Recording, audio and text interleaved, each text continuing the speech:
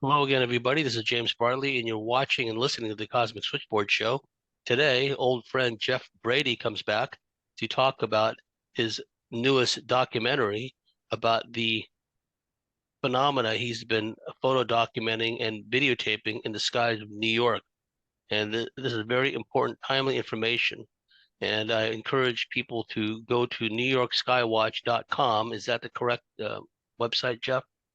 Correct. And go on there and check out, peruse the video for yourself, and you will see some eye-opening things. I've been in this field for 30 plus years now, and I've seen lots of videos of UFOs and alien craft, but what Geoff has documented in broad daylight gives even me pause for thought. So without any further ado, Geoff Brady, welcome back to the Cosmic Switchboard Show. Thank you, James. It's a pleasure to be here on the Cosmic Switchboard, and your topics that you cover here are top-notch, amazing, and your viewers and listeners are really, really informed. So it's an honor. Yeah, and I thought that we would take the bar to another level, going over your findings of these craft, and just to kind of paint a word picture before I let Geoff delve into it.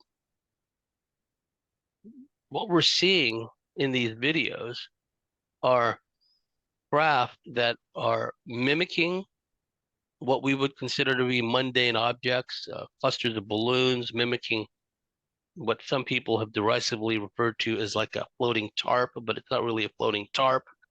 There's other craft or flying objects that appear to mimic height, but you don't see any kind of height wire um, keeping it from flying away. And you're seeing some of these objects dip into the river, right, and disappear. So we're going to delve into that. And also the fact that a lot of these objects are constantly tumbling, rolling, spinning, and sometimes they're changing shape. You can see them changing shape. There seems to be a light source with near the center of a lot of these objects, which are not reflections. They are light source indicating some kind of power source or something that's going on. So, without any further ado, Geoff, you've got the floor. Take it from here. Well, you mentioned in a question how form follows function in engineering terms, and many of the UFOs that were recorded are irregularly shaped and tumble, roll, or spin. And you continue to describe how aerospace giants have expended a lot of time and resources developing stable satellite platforms, yet the objects in these videos move around, rotate. What do you think is the purpose, right, behind the objects?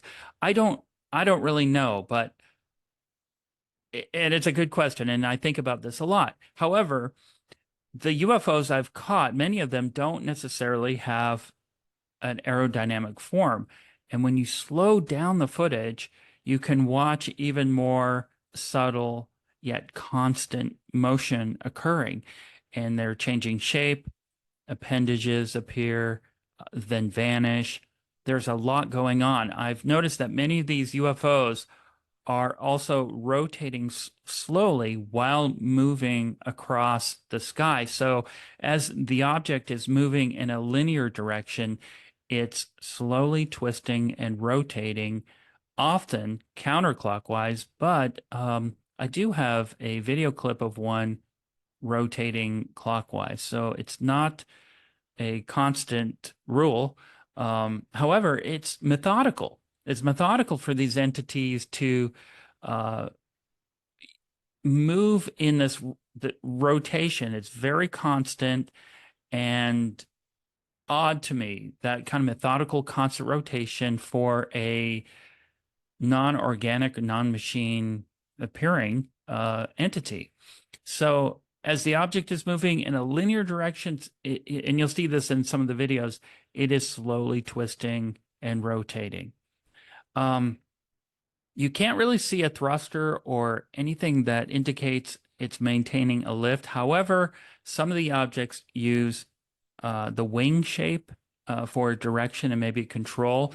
And I do have some video and this is not in the documentary.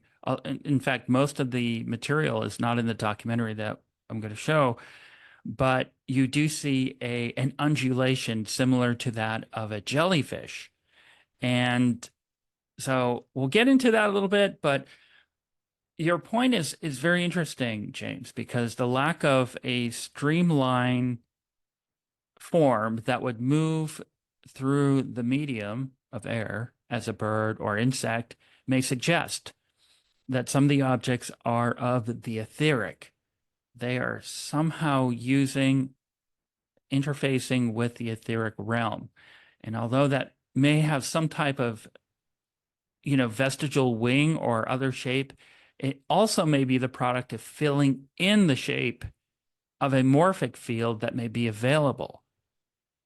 And so these are realms that are kind of intentionally hidden from the public sector. It's not talked about. You can find it, you can learn about it, but it certainly isn't discussed very often. Rupert Sheldrake, the biologist and author, wrote a number of books, but the one I'm referring to is Morphic Resonance.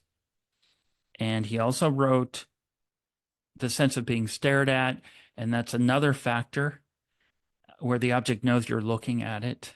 And can your telepathic information be read by these objects? And if so, they begin to respond. And then are they remembering you? I did mention before we started here that sometimes I would get the sense that these objects would be out there in the sky at this location. I would go there and the object is just sitting there in the sky. And all I need to do is set up my tripod and camera and press record. So there isn't a lot of work at times to do, but it wasn't always like that. There were times. So does that answer the question, or do you have any other Yeah, just questions? to fill in the blanks, because we had this discussion prior to recording. The aerospace corporations have expended enormous time and resources and money into developing stable platforms for their overhead imagery. Yeah, Lockheed was one of the pioneers in this because everything in our reality, we talked about this, spins, rotates, oscillates, vibrates, pulses at a particular frequency or rate. If one were to put a misshapen rock outside of the Earth's atmosphere into space, at some point, that misshapen rock will find its center of gravity and start to spin. That's just the way it is in our reality, right? So when we're talking about form follows function is a mantra you hear from engineers on Earth. Well, it's baffling when you look at the objects that you videotape, because if form follows function, if they're supposed to be a monitoring, and we're thinking in earthly terms here, if they're meant to be some kind of monitoring or surveillance platform, and it's tumbling and spinning and changing shape, well, clearly, whoever created these objects or life forms, if you will, right. it does not require a stable, from our perspective, platform, because if indeed monitoring and surveillance was one of its purposes, clearly they developed a means where stability is not an issue. It's irrelevant from their standpoint. So to me, that was interesting. And also the consciousness aspect where it anticipates where you're going to be. It gives you this thought form suggestion to go to a certain place, and then they're waiting for you, this craft in the sky. And I like the point you made about the jellyfish, because there have been video taken uh, of objects in the atmosphere which kind of take on a jellyfish-like appearance, or other kind of, similar sea creatures. And I like the fact that you bring up the ether, because for a long time, mysticism and science were two sides of the same coin, cut from the same cloth, really. The ancients knew this for sure. And within the occulted rather, secret societies, fraternal orders, what have you, they seem to have an awareness of it as well as the engineers and scientists in these deep black weird science projects. What we used to have, what was the norm, was an understanding of the ether, the medium of the ether, the ability to move through the ether, the ability to pull things from the ether. This is something adepts, warlocks, and maguses have done all along in medicine men, medicine women. But what's happened is, and I'll wrap this up because I want to hear you talk about all this, is the mathematicians seem to have taken control of physics and theoretical physics. So now everything is reduced to a particle, a subparticle, what have you. It's very much in the reductionist mold, reductionist mindset, rather than, as David Bohm talks about, the implicate order, where there's a hidden order which sustains and holds everything in place. And I think that's the direction we're going towards, because if we're talking ether physics, it's possible that some kind of energy or life form or something is being drawn from the ether into our reality, and it's manifesting to the point where you're able to not only videotape it, but at some level consciously interact with it. So I just wanted to throw that out there, and please, take it from there. Yes, and I find it interesting too. There is Carl Jung's approach to UFOs being the construct of thought forms, and I understand that. But now we can catch those thought forms, if that's what they are, on, recorded on video. I don't necessarily think that's going on here in this situation, but I suspect you can also do that, or that can also occur. But Jeff Miller, who was a frequent poster on the forum ethericwarriors.com, and that was the website for Don Croft and Carol Croft, who the late Carol and Don Croft, they've since passed. And Jeff Miller was posting this series, and he's still doing it on an email list called Positive Changes Occurring. And he elaborates on how the news will report, the corporate news will report articles about certain species that are in decline. And then a week later, that same species would be, the population, the numbers would be increasing. And they consistently create this doublethink and confusion, cognitive dissonance with the reader. So one week they hear this, then another week they hear that, something else. And so he's looking at that, but he's also looking at the doom and gloom of species declining here and there.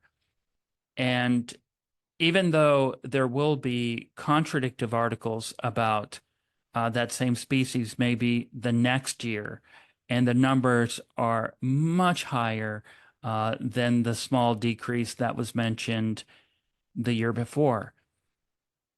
And he said something this year that made me think about the etheric realm, and of course what you're talking about, that certain species he suspects can appear out of the etheric realm.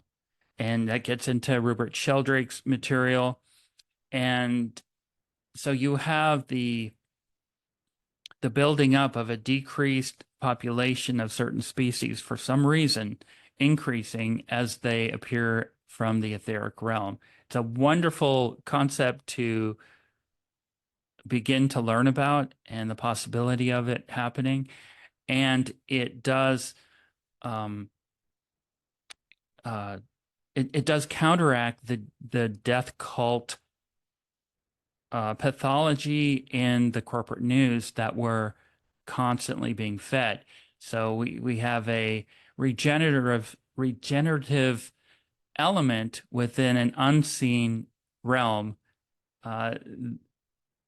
that just makes the world a better place.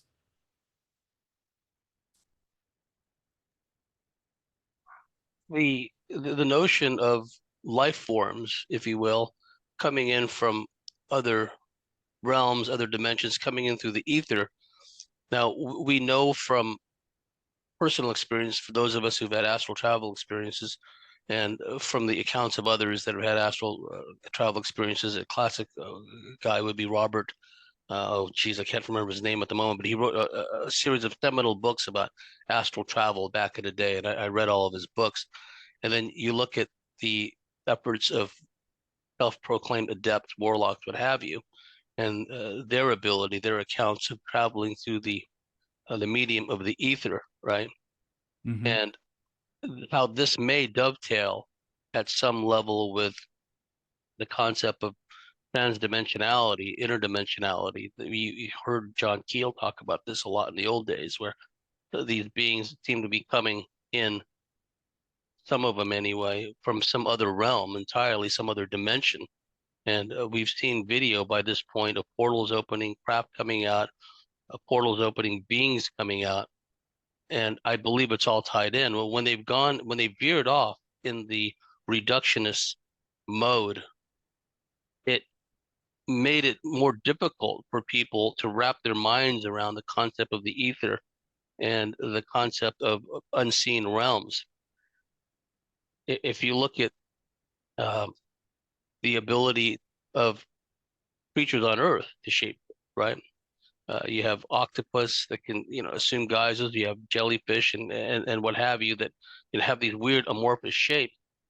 There's probably a realm somewhere where these shapes are the norm, and at certain whether there's some kind of astronomical alignment or some kind of energetic flux situation which enables these entities, and they would have an awareness perhaps of where these points in space and time interconnect that would allow them to ingress into our reality.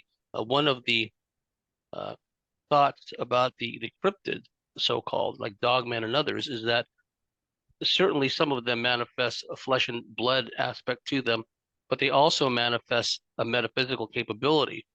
And a lot of the Native American elders, for example, suggest that some of these cryptids come in through portals, doorways, come into our reality as a happy hunting ground, and they go Yeah, feed and prey upon deer, elk, what that's have you, true. and then they go back into their reality. So, what's to stop other types of forms of consciousness and intelligence, right? And also a quick point about the concept of scale invariance. There's some guy out there, I forget his name escapes me. Oh, Robert Monroe was the name of that astral traveler guy. Right. But anyway, Maroons. the guy had taken a lot of video using a telescope of deep space unidentified object. And these objects were massive.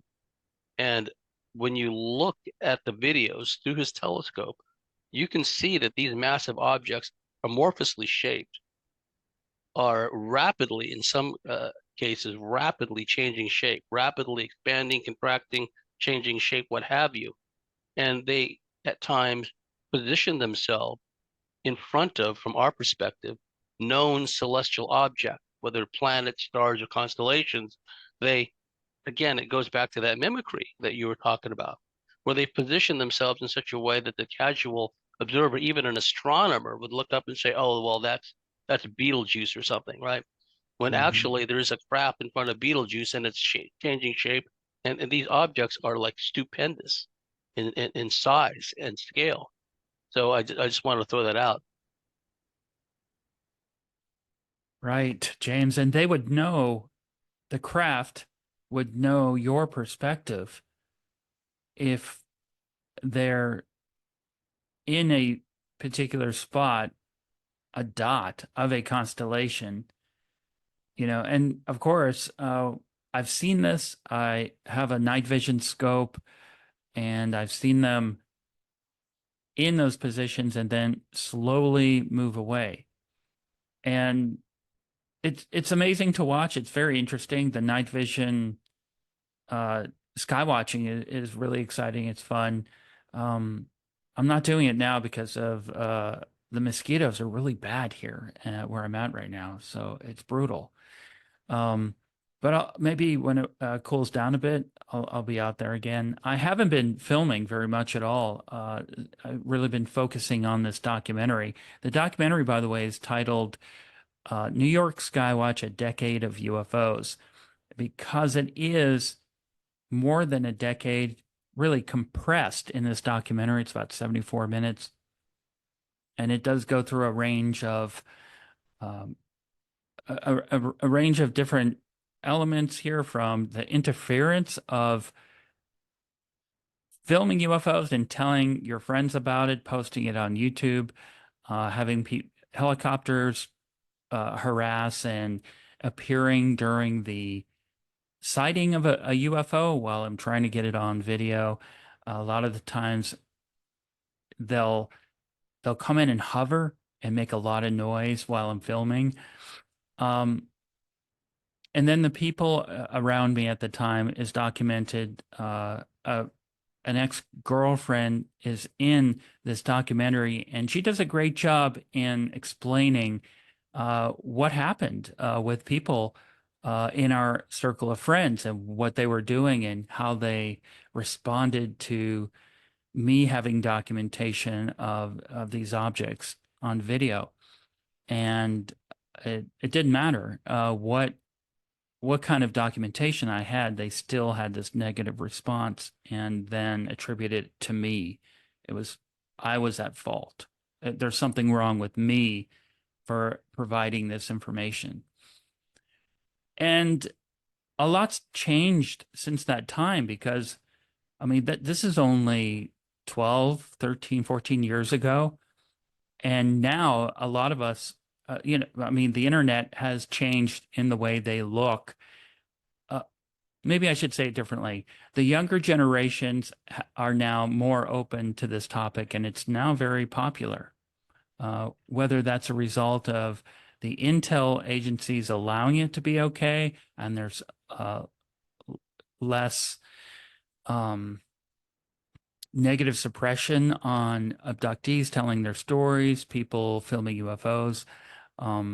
Things have changed, which is really, really good. I do have some video. I don't know if you'd like to check out a short 10-minute video here. Yes, please. Okay. And I'm narrating here, so I'm not going to speak during this, but I think your viewers will appreciate a little bit more. We can take advantage of the video element here. And let's take a look here. Video file. Share. All right. I usually film right here. That way, I can see the sky behind my house. And I got all this right here. I can see over there. I can see up there. So it's a really good angle. Very good angle.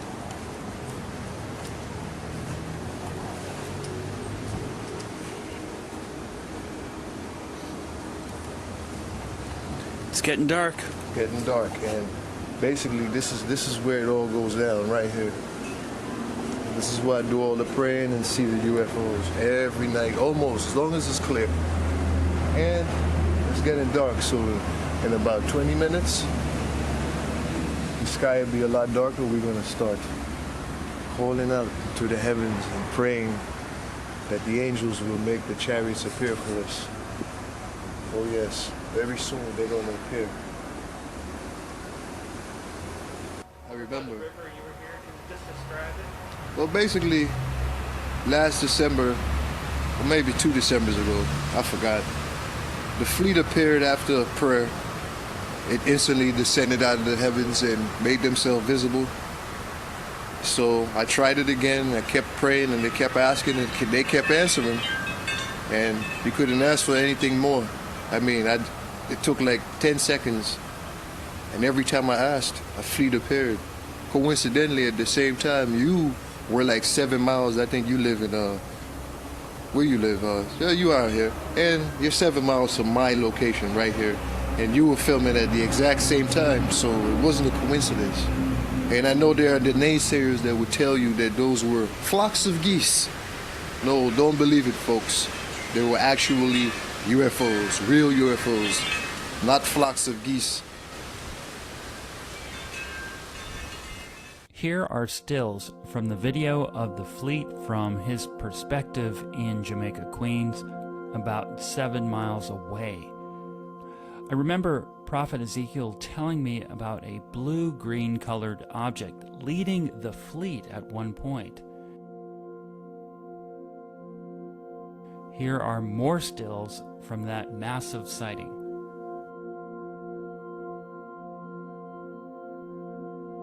What an amazing capture here.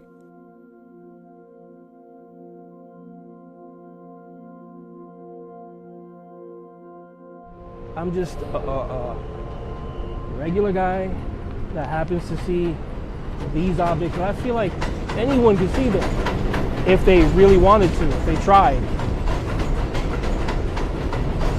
It just takes patience.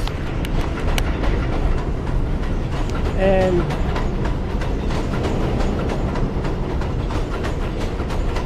this is gonna keep on going.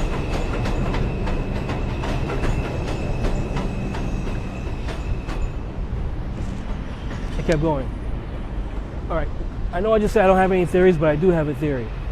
This is the only theory that I have, is that if you pay attention to them, they'll pay attention to you right back.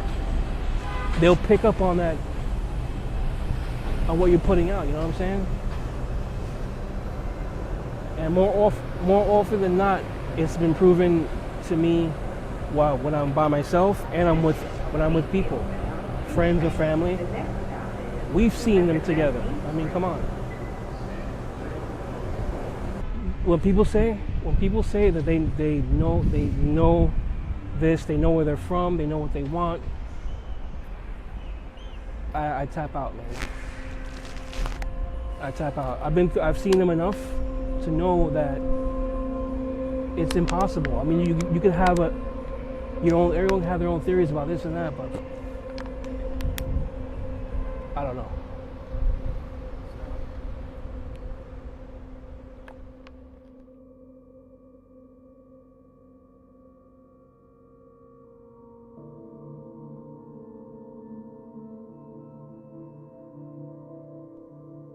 I bought another small camera to carry around. It was a Canon XS50. And I'm at the mysterious East River using a tripod and pointing this new Canon camera toward Manhattan. I spotted what looked to be a kite at first, displaying aerial maneuvers over the skyline. One side is blue with two big white spots, but they're not really symmetrically spaced, as it would be on a commercial design. And the other side is a solid pale color. It suddenly goes into a dive and then pulls up. You can see the wind pressure rippling against the wings. Then at this point, it stabilizes its altitude for a few minutes. It wobbles and tips, but watch what it does here.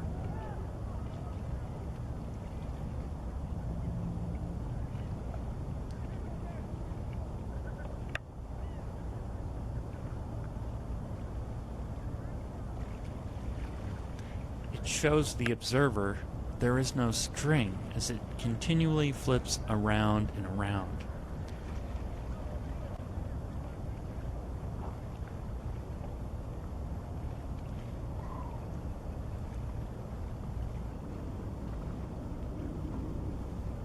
I edited this for time here as it then begins to descend like a falling leaf onto the roof of a residential building.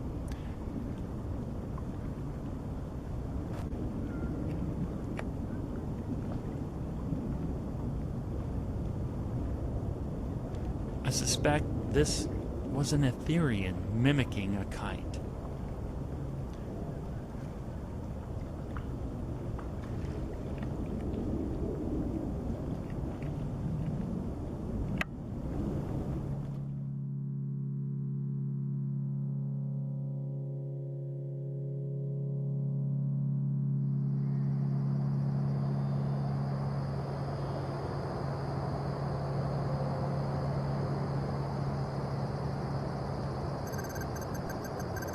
This is a major sighting of a colorful worm-shaped object that's slowly moving through the clouds. Notice it curls up into this oval shape and then opens back up.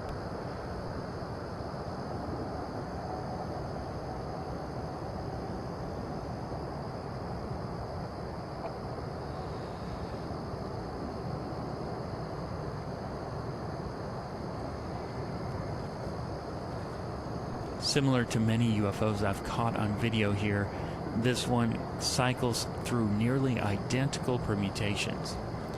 You have glowing white and red segments, and sometimes a pale green segment on the end.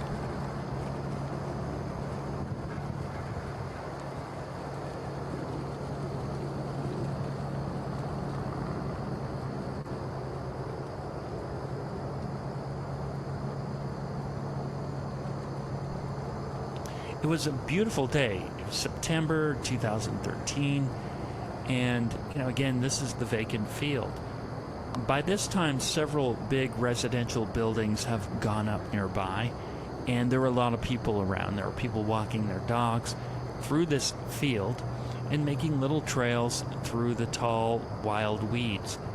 And while I was filming this giant UFO, an older woman stuck her face through this little wall of bushes and stared at me with this scowl on her face. And I glanced over for a second and looked back at the camera monitor, ignoring her. I looked back again and she was still there. She finally went on her way, but again, this is what can happen when you're catching decent UFO footage.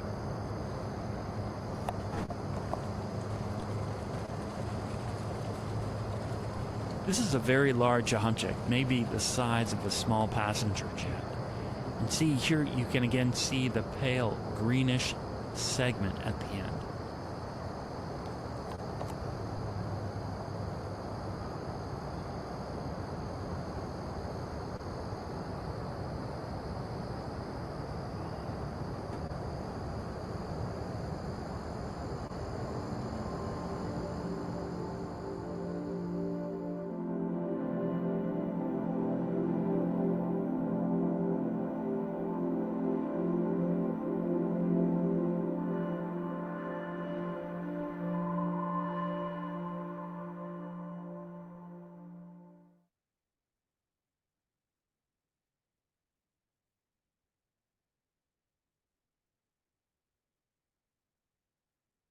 Can you hear me?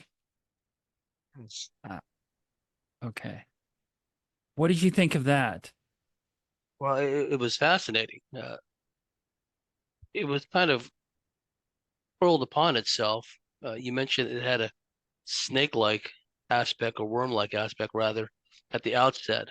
But by the time you started filming, it kind of resolved itself into a kind of a curled up position, which we see actually with certain types of worms and grubs and what have you, the potato bug so-called, when you touch them or prod them in some way in a defensive protective measure, they curl up into a Good point. into Yeah. a ball or something. So and also the light sources within it, which obviate the possibility that is just some kind of like reflection or some kind of debris that's just suspended in the air for some reason. There seems to be light sources, and they're different colors, like you pointed out, like the light green, but also the bright light sources, which seem to be attached or part of what my untrained mind tells me is some kind of a segment, rather, like segments of this craft, whatever it is. Each has its own independent light source, rather. It's all connected. But I thought that was very interesting, and I like the term you use, Etherian, because it harkens back to the testimony of Meade Lane, who was, I think he was the president of the Borderlands Science Institute out of San Diego, and he apparently, for whatever reason, was invited to take part in or at least he was present when Eisenhower had his meeting with aliens at Muroc, later Edwards Air Force Base in the high desert of Southern California.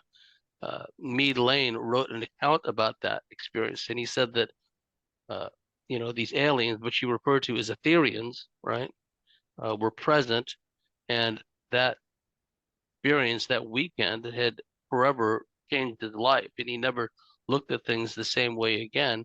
And he was there and was present, maybe not in the same group meeting that Eisenhower was part of, but at any rate, Lane was at the air base and maybe in a hangar somewhere.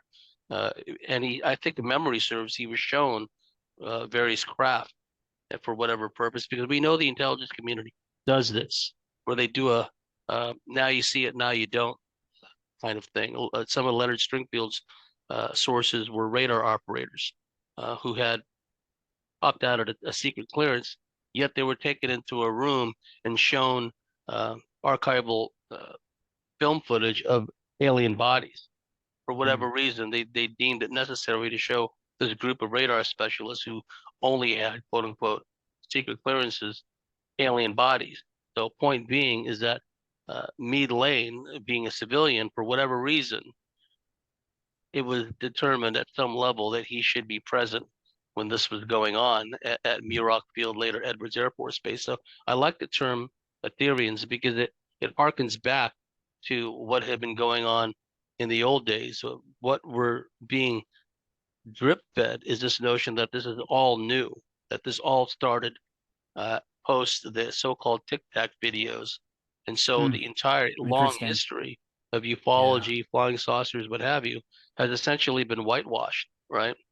Which seems to me to be the case. They want to clearly do away with everything that's gone on up to a certain point, and then make it seem as if everything started in the recent past. But anyway, I digress. Yeah, that's fascinating footage. Yeah, the kite-shaped object, to me, I got the impression that it was an Etherian. I don't know if it was apparent to you visually that it was flipping like this. And, well, if there was a string attached to it, it would get all tangled up. If it was taut, if a string was holding it up or pulling against the wind, it wouldn't be able to flip around like that. That's right. And it's the parent construction material that we as humans would think that something like that would have. It likewise makes it unlikely that it is a drone. Nowadays, you constantly hear people say, oh, that's a drone, this is a drone, that's a drone. Yes. It doesn't make sense to make a drone like that because, again, it's not a stable platform, and it's spinning, it's turning upside down.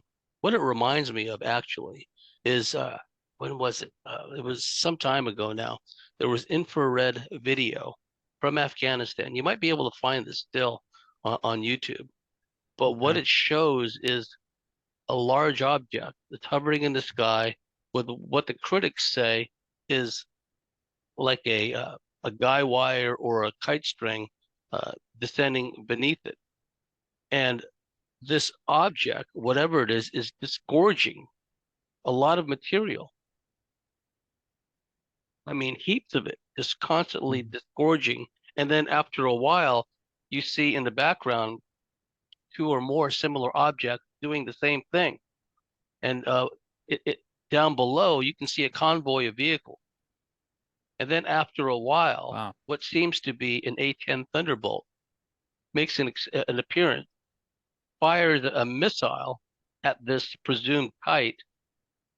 The missile goes right by the kite, and the action of the missile going by doesn't disturb it in any way. You would think that, the act of the missile cutting through the air and passing quite close to this, it's clear that the object was a target. You would think if it was really a kite, it would be disturbed in some way. The platform, whatever is suspended there, would be shaken around. The supposed kite string below it would at least be impacted in some way, but nothing happened. The rocket flew right by it as if it wasn't there, right? So Right. to me, and whatever it's disgorging to, that obviates to me the possibility that it's simply a kite. And why would an A-10 Thunderbolt be firing a missile at a kite, right? So yeah, I mean that's interesting.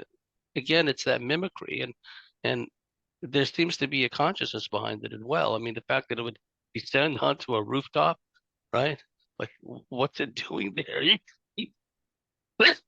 Sorry, Yeah. I'm asthmatic, and so when I start thinking of Oh, things that are funny and I start to laugh, I instead of the response is the cough. But please yeah, I continue. understand. Yeah.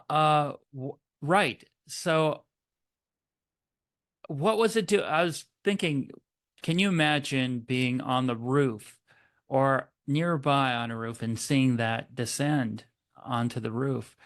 It looked more like a skin to me, like that white part seemed to be almost of skin material, as opposed to whatever plastic vinyl a kite is usually made from.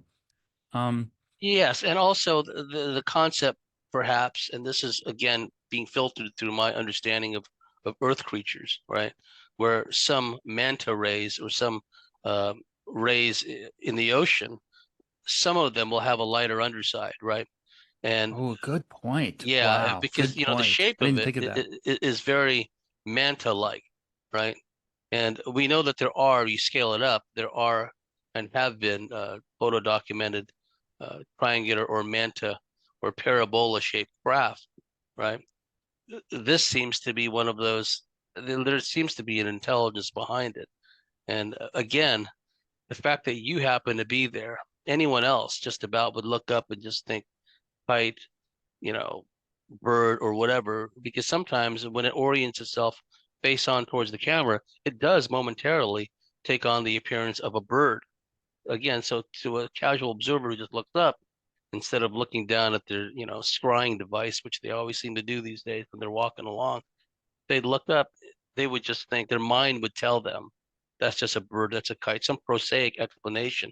And that bespeaks some kind of understanding or intelligence of the denizens, the percipients down below, that it would assume some kind of a guise. Maybe that's its natural shape, but it happened to have a natural shape that is our brains and minds can easily be tricked into believing is something else. Of course. And you really had to have to fight through that. I had to fight through this for years. And I was testing out a new camera, and this is a very small camera with a decent zoom on it, nothing special, but it would be something I could have carried around. I do carry it around. I rarely use it. I need to use it more. But uh, they're about $150. I think it's an Canon SX30 or it might be a 60. But so anything moving in the sky in the distance, I was focusing on just to test the camera. It wasn't as if I saw this and knew that it was a UFO or something, an Etherian at first. I wanted to see what the quality would be on the video using a zoom. And the quality is marginal. It's not the best. But if that's all you have at the time, it gets the job done. And I looked at that video again because at first I thought I was filming a kite. And so to me, I don't know if this was, I mean, it is adaptive camouflage, but why was it there? Why was it doing all this stuff? And then took a dive, lifted up, and then eventually landed on the rooftop. It was really odd. And, am I supposed to present this material forward? And are we supposed to have a discussion about the etheric realm? I wonder if that's what's going on too. And it also makes one wonder if chances are a lot of this phenomena would be occurring there, even if there wasn't a big built up city center, right? Oh, Chances I was are thinking that, yep, yeah, good it's point. possible that back in the days when it was mostly populated by Native Americans and maybe a few colonists, pilgrims, what have you, it's Mhm. possible that this activity occurred, right? Mhm.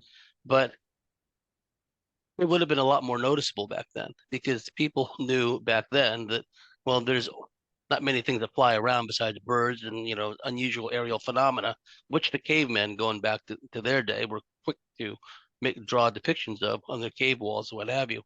So it would stick out like a Yes. sore thumb because in Yeah. those days, the people were a lot more aware of their surroundings. They were familiar with the positioning of the constellations, the stars, what have you, and the changing of the seasons and how, stellar drift being what it is, things move around in the sky. They understood that.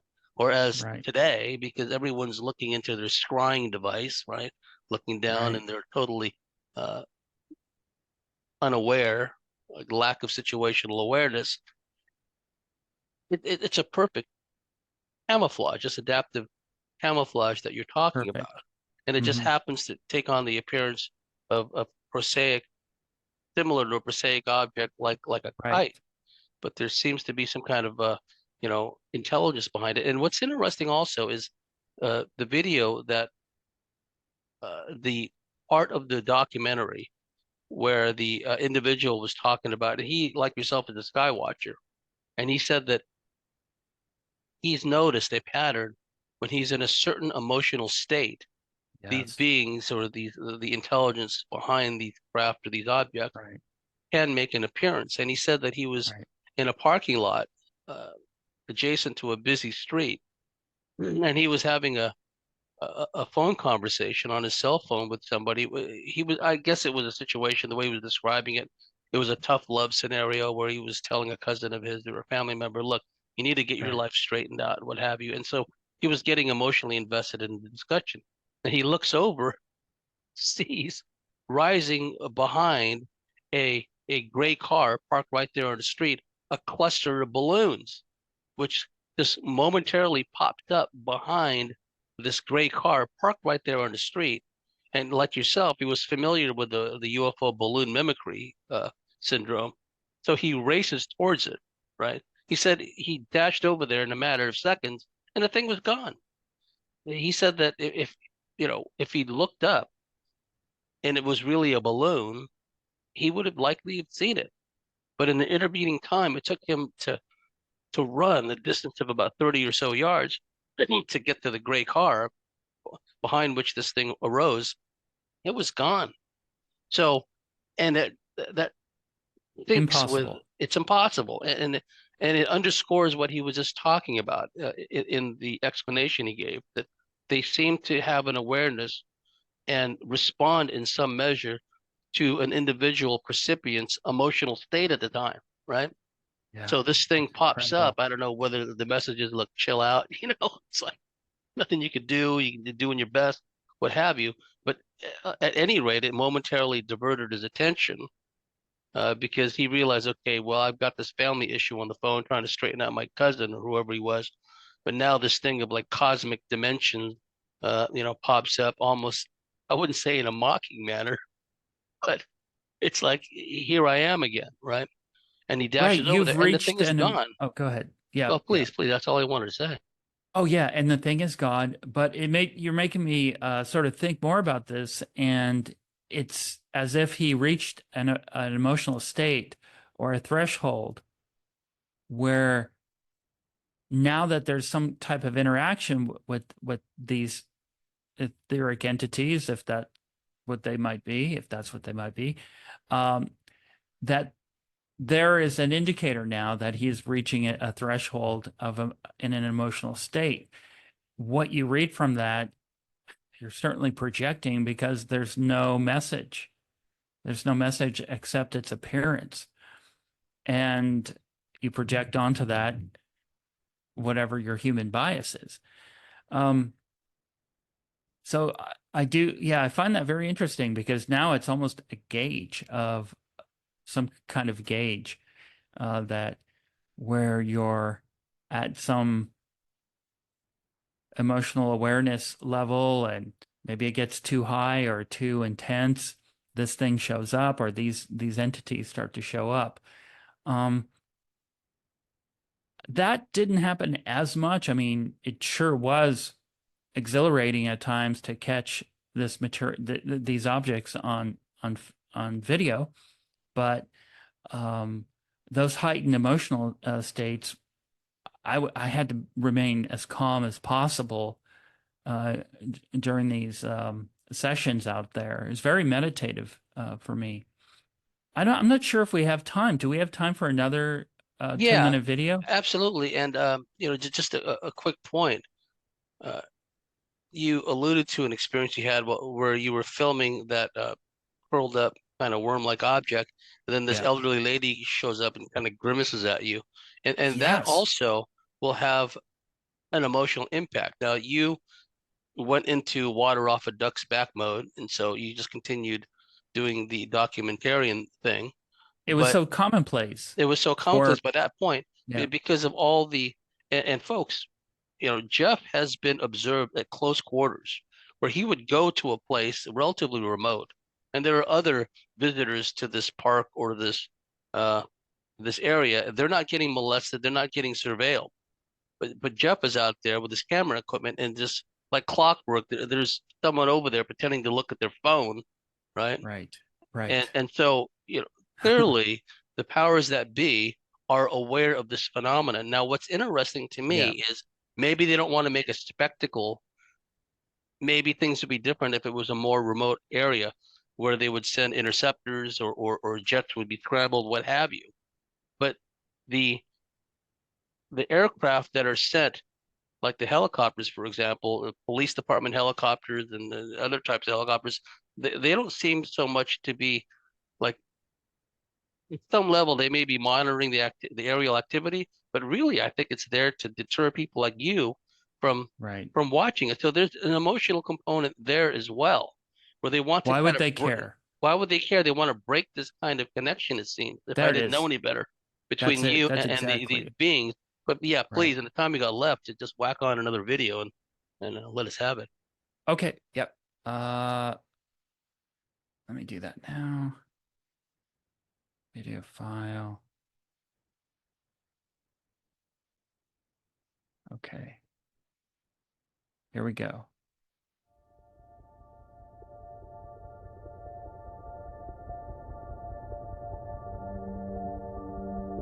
This is part of a 20-minute video of a 2009 sighting caught in the abandoned field.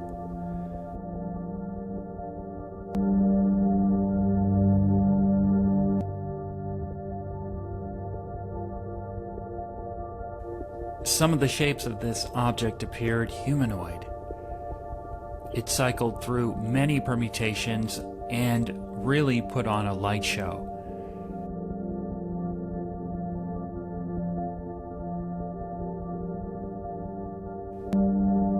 Plasma energy, is this part of the etheric realm? Is it some type of consciousness? All questions brought before many groups in live UFO presentations.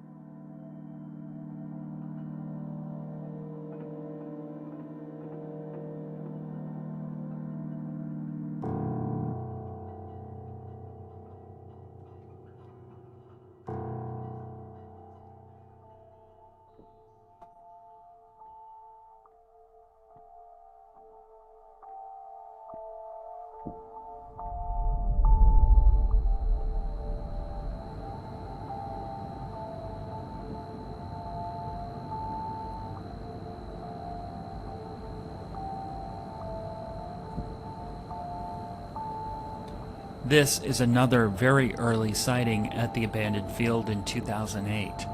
At the time, one of the best sightings I've caught on video. Notice the coloring, and it's rotating clockwise as it moves across the evening sky, several hundred feet above me. A lot of these UFOs have been rotating counterclockwise.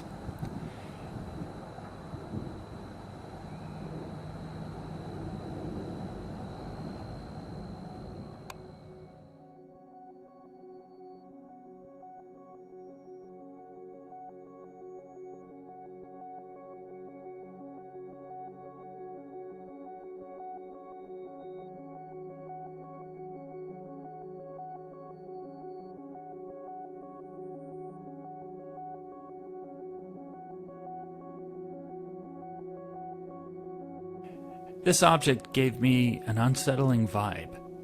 It's moving through the sky, and the cluster of white objects suspended below it seem to be eggs or its young. This is speculation, and I'm projecting a bias, of course. I recall a Skywatcher colleague saying it reminded her of the aliens in the original version of the film War of the Worlds.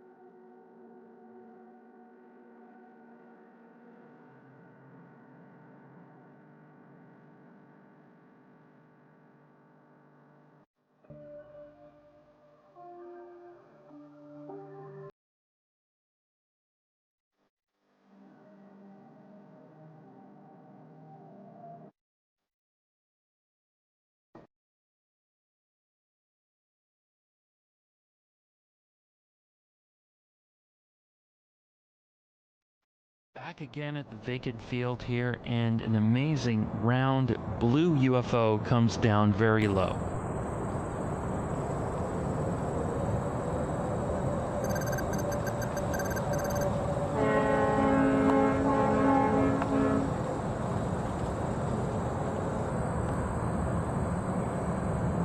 You can see a little port at the bottom. I don't know what it is, but I remember some of the comments on YouTube thought that it was monitoring me. I was fascinated by the color and the port at the bottom. This is a rare sighting in my opinion.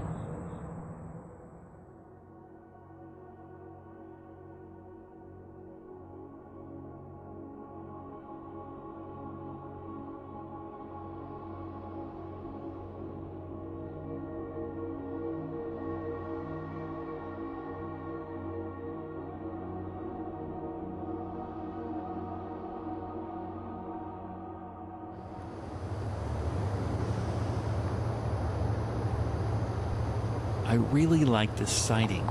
These two UFOs move from west to east, coming off the East River, and now they're over land on the Queen's side.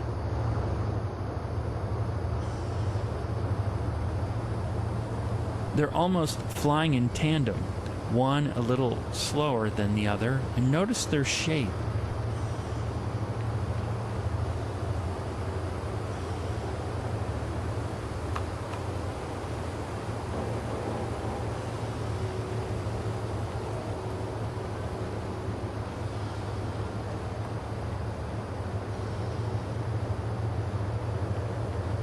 The top one is a beautiful iridescent purple color, and the other one is bright red with glowing outer edges.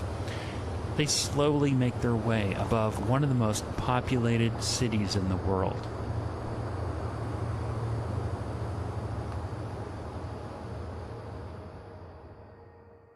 Here is what looks to be a white balloon, yet suddenly it makes an impossible move. We can watch as it quickly and discreetly makes a 45-degree downward turn. I believe this is one small example of the strange activity going on above us at any given moment. I wanted to also include this sighting where a small orange-red object flies right over me. This is in 2007. In this video, it's slowed down. You can actually see an undulation in its motion, similar to a jellyfish. Is this moving, or swimming rather, through the etheric?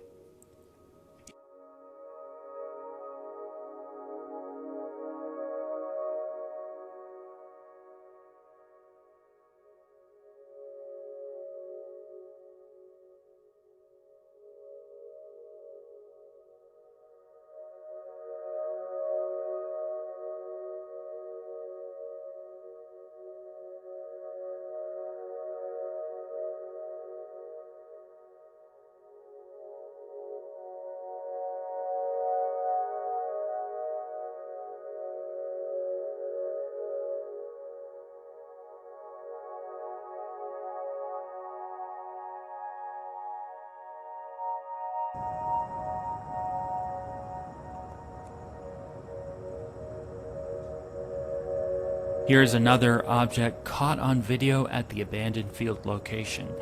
It certainly appears to look similar to a balloon, but clearly it's not a balloon. This piece of footage quieted down those that were shouting comments during live presentations because it quickly dispelled the notion of mistaking these objects for real balloons. Here in this video, you can obviously see a similarity, but it's clearly something else.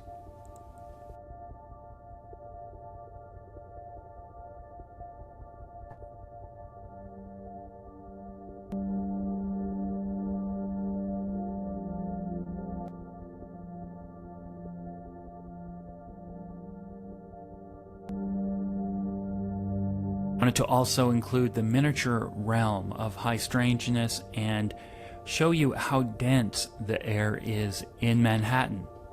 I'm focused on the sun coming through the buildings and lighting up large columns of air, showing millions of particles. Some are larger than others, and I'm tracking the more obvious ones. I think this is an untapped area of UFO exploration.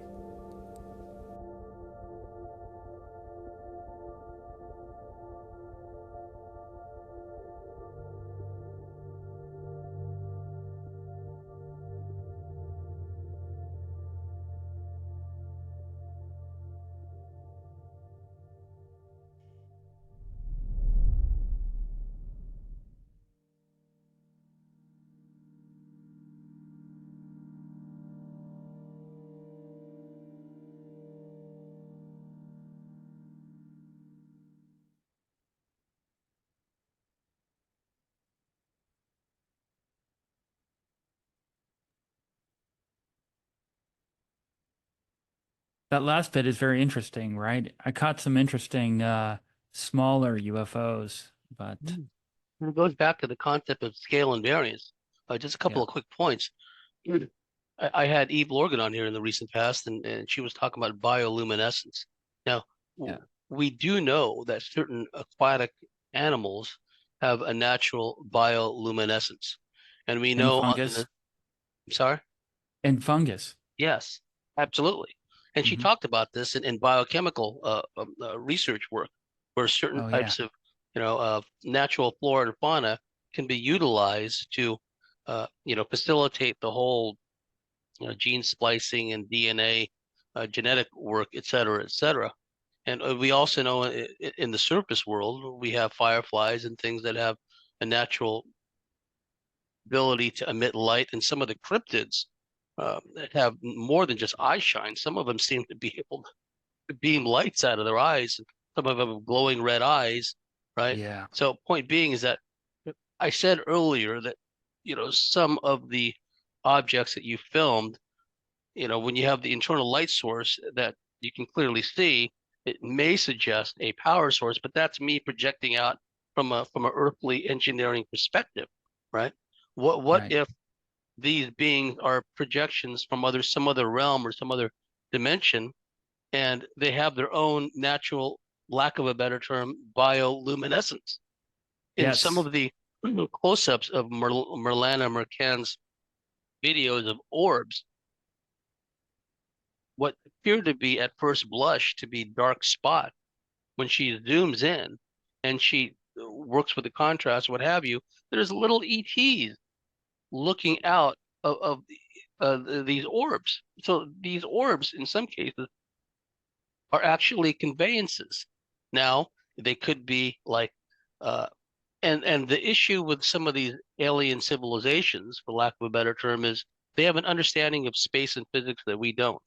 Uh, for example, somebody could poke their head into what appears to be a 30-foot diameter craft. They stick their head into the door, and it's like 3 football fields long on the inside, Right. right? Good point. Yeah. So these beings that are observed inside these orbs, they could be tiny from our perspective, but inside their conveyance, it could be gigantic. Or conversely, that could be an outward projection. They could be comfortably sitting in some installation somewhere, but from our perspective, if it appears to us that they're in some kind of a little orb conveyance and that they've been shrunk down, and we're thinking in our earthly terms, okay, they must be like a little diminutive race of little kind of impish type of beings. It's When good they're not point. really. You're They right. they Yeah. could be, normal, well, whatever normal is, 4 or 5 feet tall, whatever they are when they show up in our realm. But Yeah. again, we're just talking about projections here, right? Yeah. And so what you just showed there with all these little uh, illuminated, self-illuminated light forms, for lack of a better term, could speak some kind of intelligence. Yeah. And this is some of the, having this conversation is also one of the reasons that I wanted to present and kept filming, these objects out there. And some of the people that I was showing this material to were saying we're denying its reality and not having a discussion. And I'm glad that we can at least explore some of these concepts. And with your knowledge base, and you look at this footage, what you just said there is very impactful, and it now gives another dimension. You have this skywatcher in Italy who had filmed this thing flip-flopping around, similar to some of these objects, and one still, I have the still, shows a little alien, like a gray alien head in it. I have an image. I have footage of this. It looks like a balloon in the shape of the capital letter A, but it's moving very oddly and it looks a little strange. And one angle, you can see a little alien face in it. And then recently, my sister sent me a video from the Ozark UFO convention, and it was a speaker showing images. I think it was Barbara Lamb, and she was showing images of a drawing that an abductee had drawn of, and it looked like one of these balloons, but at the top of the balloons, there were little alien heads. So what you're saying here, I mean, I think you dialed right into it, James. Yeah, that's just one of the things that I thought about. And I also think about what a good friend of mine told me. He's had a lifetime of experiences. When he goes to sleep, he might as well be in another realm because he has these extremely vivid, Wow. alternate reality, otherworldly type dreams, quite lucid. And on one occasion, he dreamt, quote unquote, dreamt, because we know that aliens, for lack of a better term, can essentially hijack our consciousness in the dream state and essentially pull us into their realm, wherever their realm may be. So in this dream, so-called, he was in a field, and then this small beach ball size, basketball size, illuminated sphere landed at his feet, right? And there was a little ET alongside of it who told him, stick your head into it, right? He goes, what? He goes, stick your head into it. So he stuck his head into this illuminated sphere, and inside was a gigantic installation, right? So once again, point being is that, not only is there a scale invariant aspect to it, but it bespeaks an understanding and an ability, pardon my fumbling of the words, to manipulate space-time in ways that we cannot fathom, right? Where it begs the question, how small is small? Really, I mean, that's a legitimate question at this point. How small is small? Because if we take one of these orbs and we see these little ETs looking out of it, does that necessarily mean that they're all crammed into this little orb looking thingy, and Right, they're tumbling around. They're really that small? Well, maybe from our perspective, but from where they're at, and from the inside looking out, so to speak, it could be an entirely different perspective. So, and this delves into areas, Michael Talbot's work, the Holographic Universe and Beyond the Quantum. Those are two great books that I'd recommend. It shows an understanding of physics, and we were delving into, etheric physics and what have you.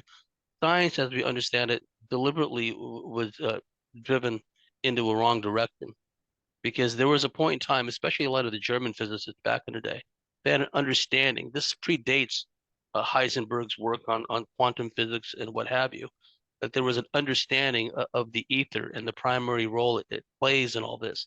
So if we start heading back in the direction of ether physics, I think we're going in the right direction because it would explain a lot of things, right? I agree. And you have Wilhelm Reich, who initially was a psychiatrist who studied human emotion, sexual orgasm in connection with the etheric realm. So you have heightened emotional intensity. You have maybe these entities responding to that from the etheric realm. You have connections there. What you mentioned about that dream and this, your friend, looking into that sphere, and it was a larger place. David Huggins, the abductee, has a story, an incident similar to that, where an entity came into his bedroom. This is in Manhattan, when he lived in Manhattan, maybe the early 70s or 60s, maybe late 60s. And a being had created an opening in the wall, stepped through and said, David, come in, or come through this opening here in the wall. So he goes through the opening in his bedroom wall in his Manhattan apartment and steps into the, I guess, the front of a spaceship with a screen looking down at the Earth. It's similar, right? Where it's that same kind of physics.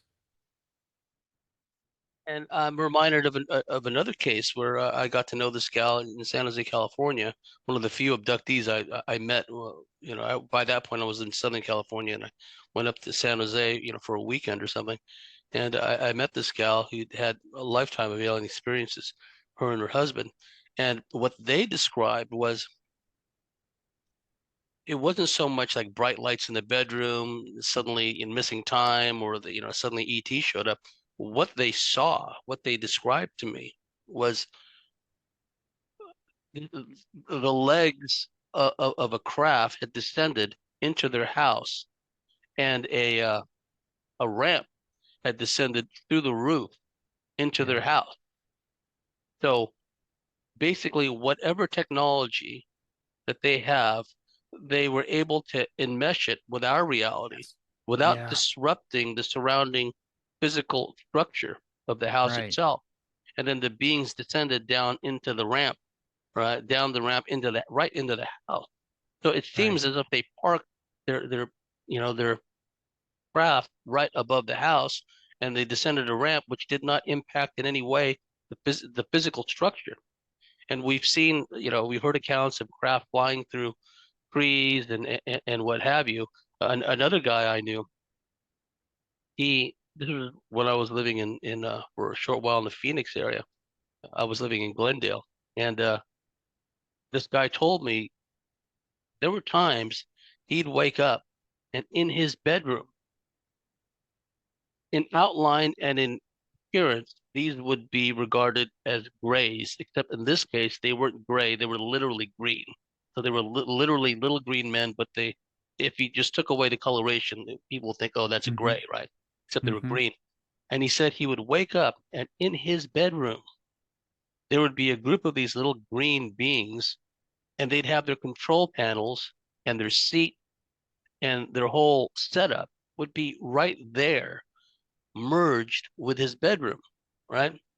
So it's an example of their ability to kind of seamlessly uh, enmesh itself with our reality, and their ability to kind of pull us into their reality, so to speak. And we're typically confronted with such spectacles in the astral dreamscape or in some kind of dreamlike setting.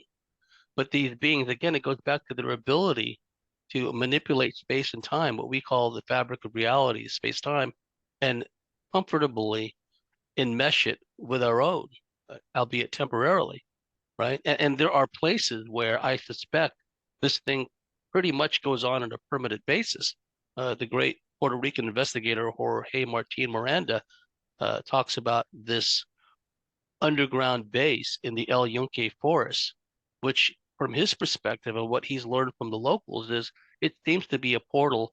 It's not only an entryway into an underground base, it seems to be a portal or a large entrance into another dimension entirely, right? Oh, It seems to wow. go underground, but there seems to be something else going on there, right?